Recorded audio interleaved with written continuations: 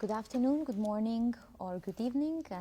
My name is Alexandra Kuzmanovic, and it's Wednesday. It's our time to answer your questions about COVID-19 situation. Today we actually have a special session on COVID-19 and mental health considerations. And given the high interest in this subject and questions that you are sending us quite often, I'm pleased to be joined by our Director for Mental Health and Substance Abuse Department, Deborah Kestel. Hello. Hello, Deborah. Thank you for finding the time to be with us. Sure. We had similar session last summer, but pandemic is ongoing, and we are feeling more and more of a fatigue, and everyone has been affected in different ways, including our mental health with this pandemic. But can you maybe elaborate to start with, before we start receiving questions from our viewers, on what have been the major impacts of the pandemic on people's mental health? Thank you, Alex, and thank you for this opportunity and the interest on this topic. We have been discussing for a while about the anxiety that the current situation has been creating for a long while already now. The emotional in general impact that could be translated into a more stress or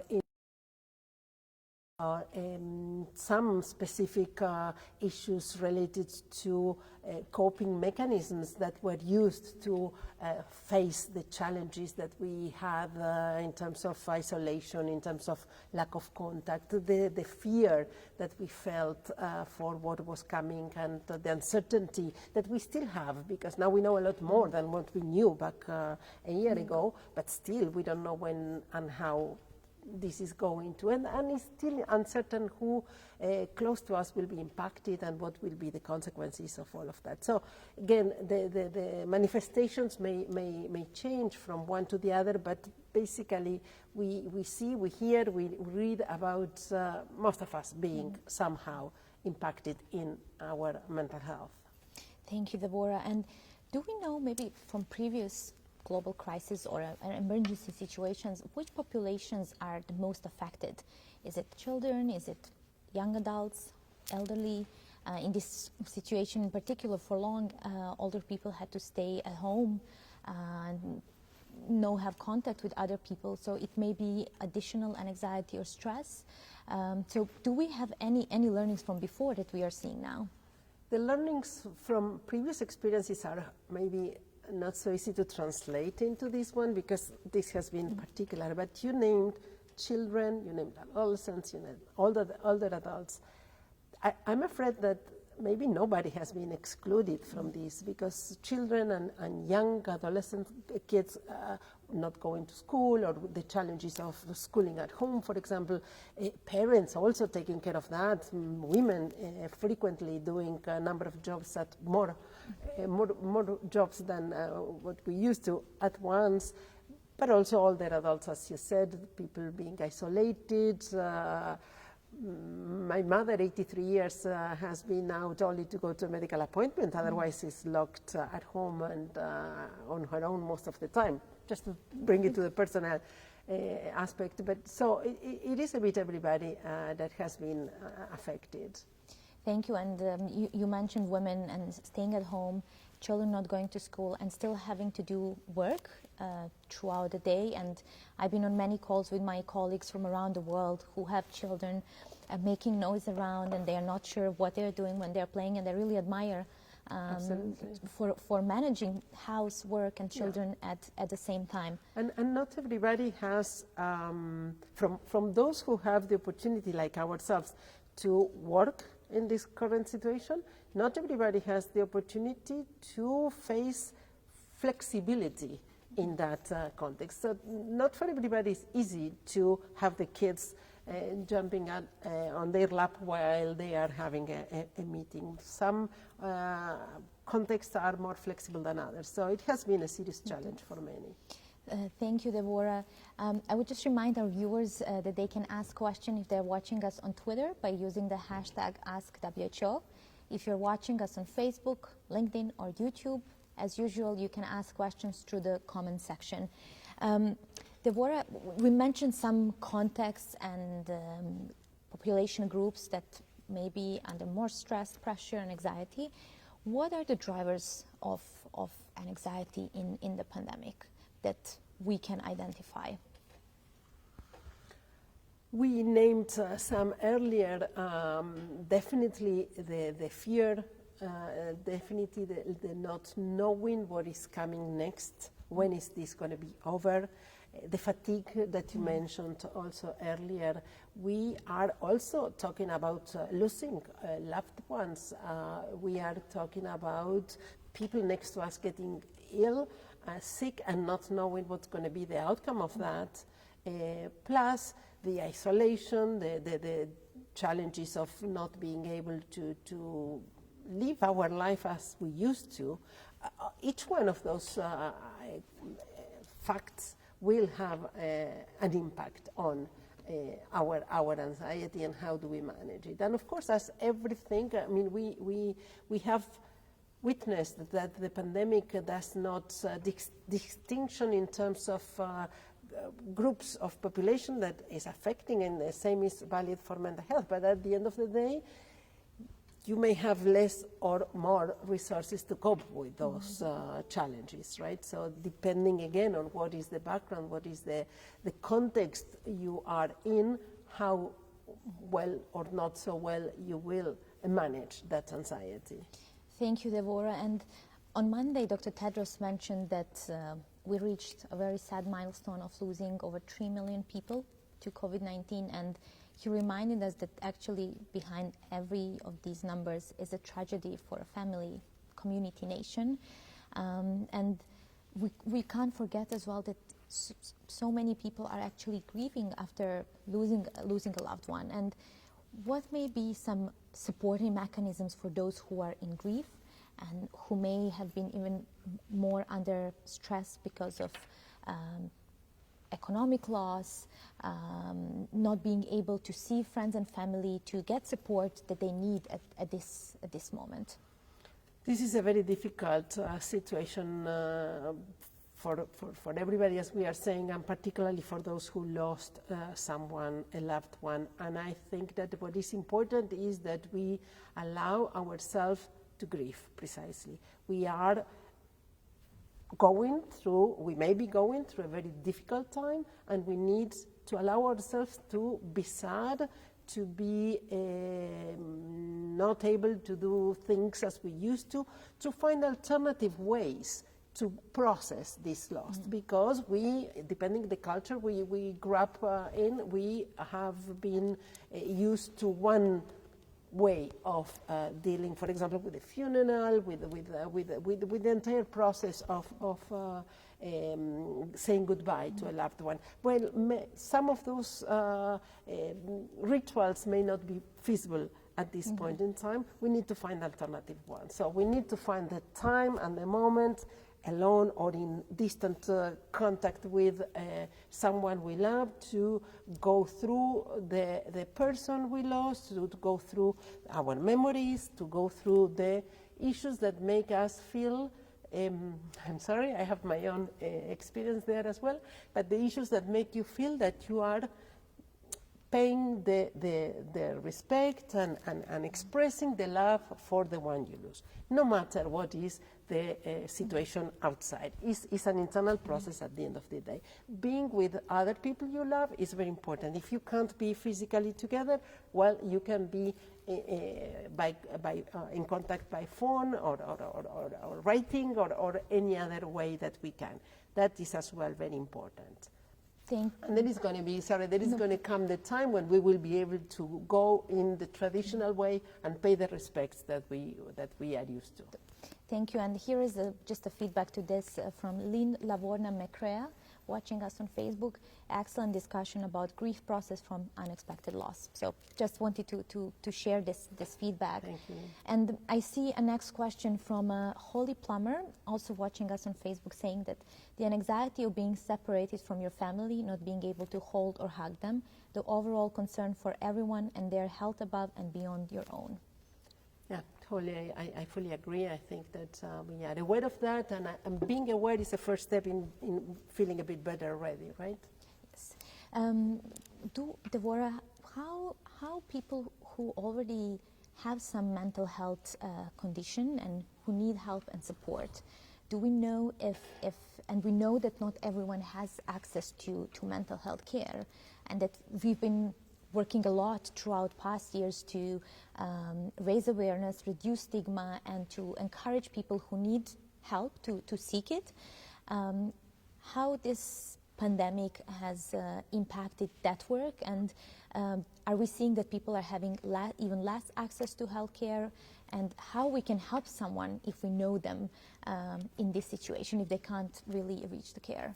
Thank you, Alex, because this is a very important question. You know that we did a survey to assess how services were disrupted in the area specific of mental, neurological, and substance use, and the disruption was very important. I mean, 93% of countries said that at least one service was disrupted, and some of the services that were most affected are those that are needed today, that are community-based services, school services for children, etc. So we have the advantage today of the media and the applications and the online services that are extremely helpful. We have developed also our own coping with stress, with very simple exercises, for example, that if you do on daily basis, you learn to cope better with those problems. And this is something that anyone can do. And it is easier to access to others. Now, people with already existing mental health conditions definitely will be more vulnerable in the current situation, and it is important then that we reach out to those people, that we make sure that alternative treatments are there or alternative care is available. So if the person was followed up by a professional, we need to reach out to that professional or to that network that was providing help earlier. A lot of mechanisms have been reactivated, if not the traditional service, alternative ones. And the community is still there. With all the lockdowns and with all the challenges, the neighbor is still there to grab the phone and talk and activate somebody else that may need the help.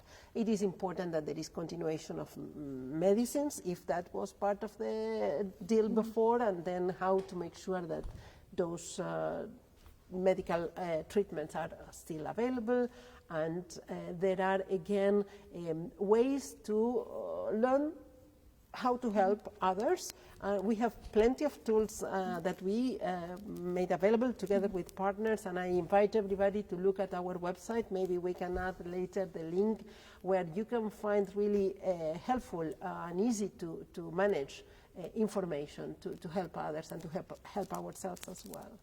Thank you, Devorah. Here's a question from Jed Okai. What would be the mechanism on addressing suicidal issues during COVID-19? Thank you, Jed. This is very, very important. We, you know, there is a lot of stigma around suicide. There has been a lot of stigma and still is. And so how to address that is very important. And the first issue would be to talk to the person and to find out if the person has these suicidal thoughts, and how to discuss about the reasons behind, if possible, and reach out to professional help as soon as needed or as soon as considered a need. That professional help could be a person at a clinic if available, but otherwise there are a lot of, again, tools available, SOS hotlines, online communication that could be made available for that. We, and this is important, very important in this link with previous issues, we have been advocating, and I think that altogether we should advocate for increase the attention to mental health by making sure that all health professionals that are out there pay attention also to this and intervene in order to prevent extreme measures like suicide. Thank you, Devorah. Maybe we can remind as well our viewers on what are some of the signs that we can maybe notice if someone around us is not well and try to offer help or to talk to? Sure, that is, the list may be long and difficult to summarize, but definitely we were talking earlier about grief, for example, and it is, as I was trying to say, it is normal to feel sad. Now, when that becomes persistent, when this sadness becomes the only mood over the day and day after day, and when the person becomes unable to do things that were being done earlier, and so when the grief becomes something that is hard to move away from, then that may be a sign. For example, when any of the other the anxiety, the stress that we talked about, when any of those issues become an obstacle to our life, that is a sign to be worried about. I can be stressed because I need to do a Facebook Live, but I'm here talking to you and I can manage that, right? Now, if that stress impedes, it becomes really an obstacle for me to talk, to do my job, then that is something to worry about. It's not a big deal if it happens once or twice. It may become a deal if something serious, if it's a routine, and we are unable to do. And this could be, we are talking about stress, anxiety, depression, but we also know that some of the challenges in this isolation that we went through have been coping not in with very healthy means, and so increase of alcohol or consumption of substances, which also may become a serious problem to be worried or to take care of. Thank you very much, Deborah. You mentioned stress management, and I just wanted to maybe remind our viewers about the stress management guide that we have. Maybe you can just tell us more a little bit, and where can our viewers find it on the website? It's great that I brought a printed copy because I think it is very useful. You can find it on our website, and there is a link on our WhatsApp. If you type stress, you will be taken to this. It's available in several languages, and it is a guide, a very simple illustrated guide, the same designs that you see here, you see inside. Oops, sorry.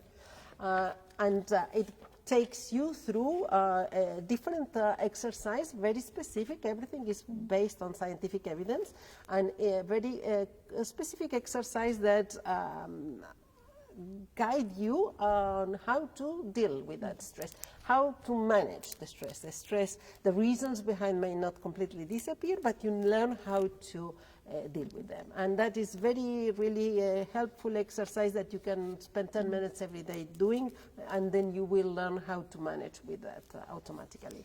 Thank you, Deborah, and I'm glad you mentioned our WhatsApp chat bot that we actually built when the pandemic started to provide people online service, additional online service with advice not only on COVID-19 infection prevention and situation, but including mental health and how to cope with stress. Thank you so much for mentioning that.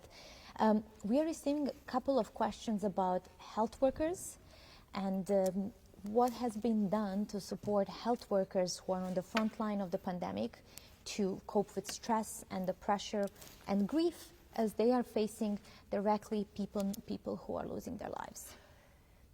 Thank you. The health workers are actually one of the vulnerable groups that we should consider, and as you well said, they are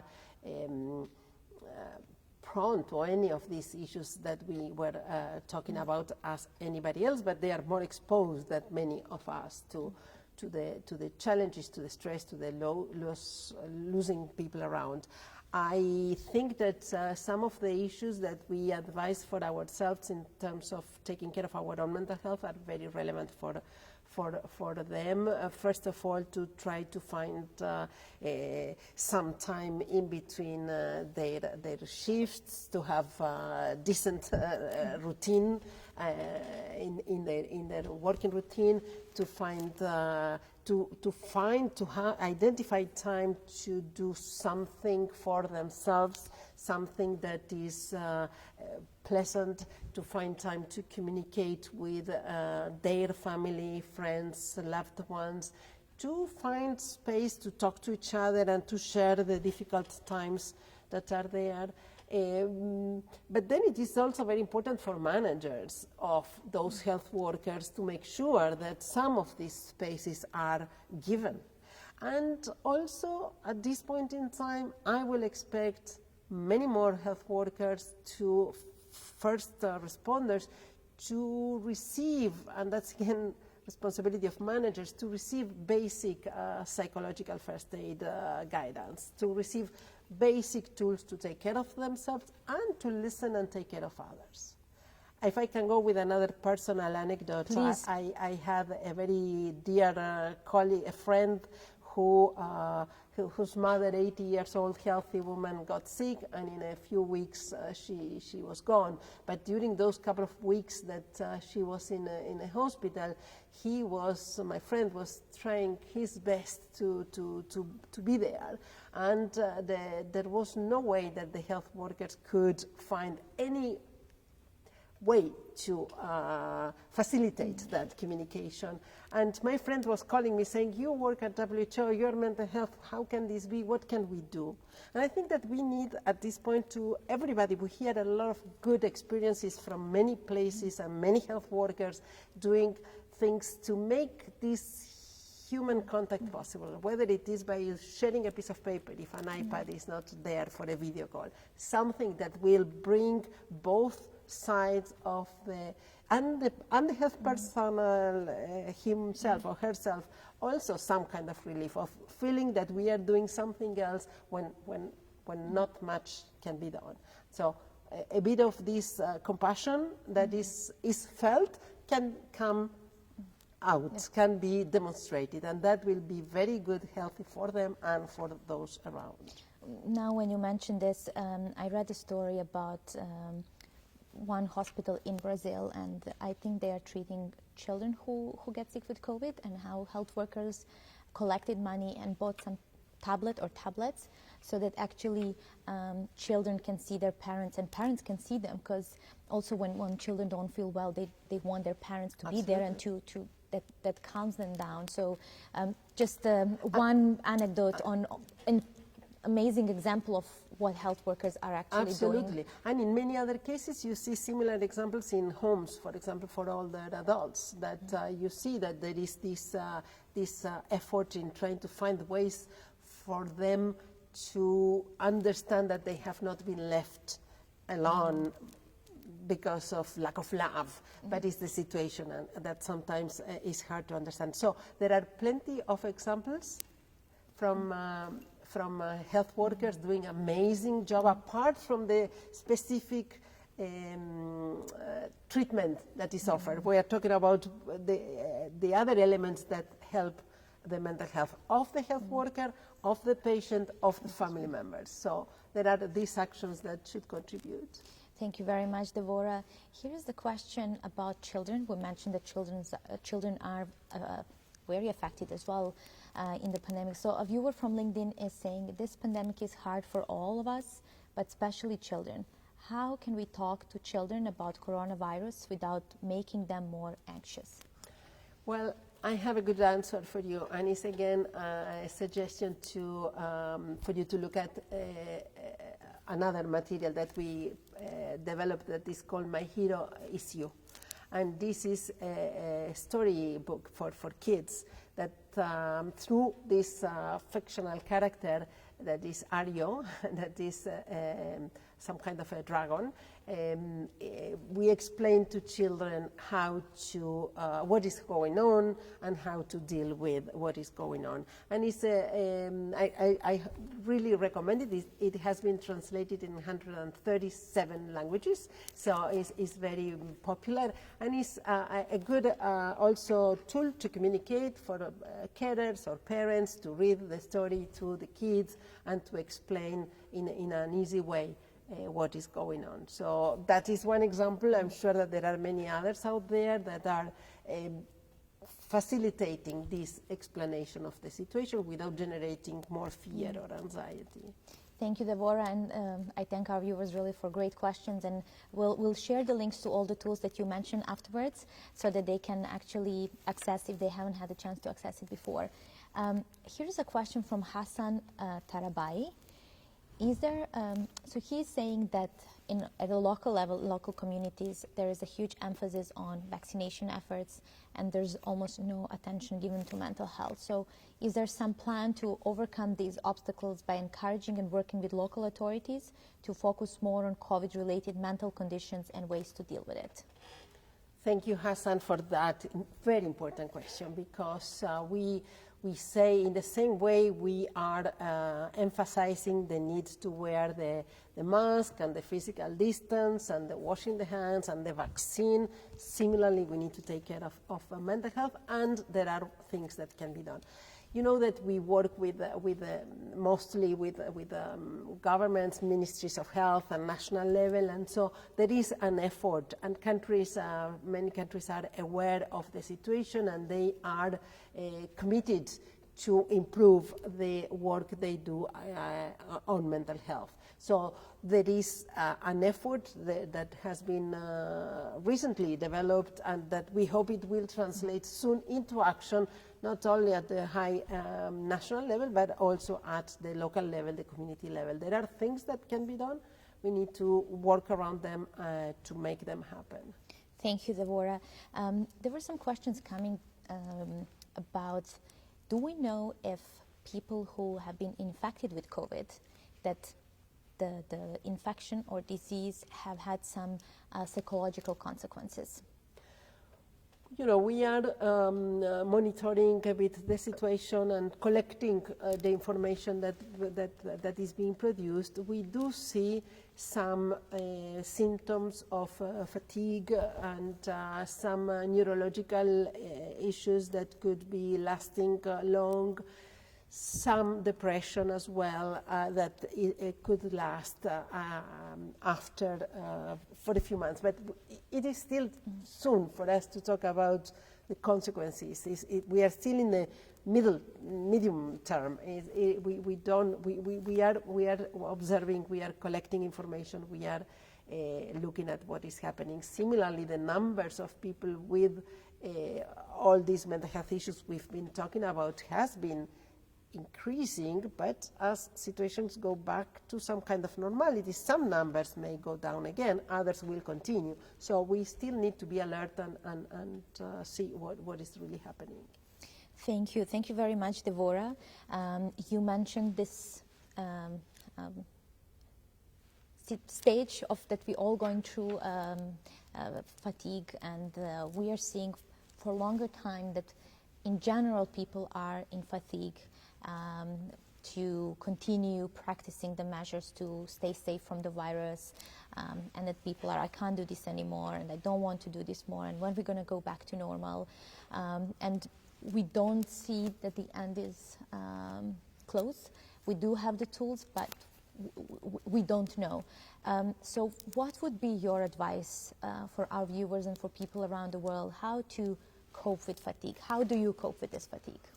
Well, I think that we need to reinvent ourselves regularly here. I mean, I don't think there is a magic answer, and if there is, I don't know it. I mean, it is, we all feel the fatigue, and sometimes it's harder, and we need to go back to the beginning. And again, we keep using the mask, we keep washing our hands, we keep keeping the distance, and then we need to keep investing on our own well-being. It is not coming granted. I mean, it is not something that automatically we will have, as it is not in normal, so-called normal times, right? But right now, we need to, I mean, I'm sure we have all gone through a period that doing that physical exercise that we advise we should do has not been easy. And then suddenly we say, okay, you know what? I need to go back to my yoga class. And I, personally, that's what I have done recently, again, after a break of a month or two, then again, back to the activities, back to those things that I enjoy doing, whether you live in a situation where the weather becomes nicer, use that as an excuse to go out. If the weather is not nice, use that as an excuse to listen to music or read a book or watch a movie or have fun with your dog or with your child, or find the way to get out of this situation that is hard for all of us. Thank you, Devorah. And just maybe a last point, I wanted to add that if your loved ones are not around, use digital technologies to connect.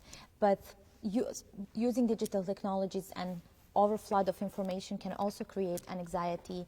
So maybe some advice as well, how to use digital technologies, but not in a harmful way for our mental health and well-being, but to do that in a healthy manner, but still to stay informed. I think that this is very important, Alex. Is a balance, right? We need to be informed, but once we are informed, that's it for today. Now we switch into something else, and then we use the digital technology to have fun or to communicate with our loved ones and to do alternative things.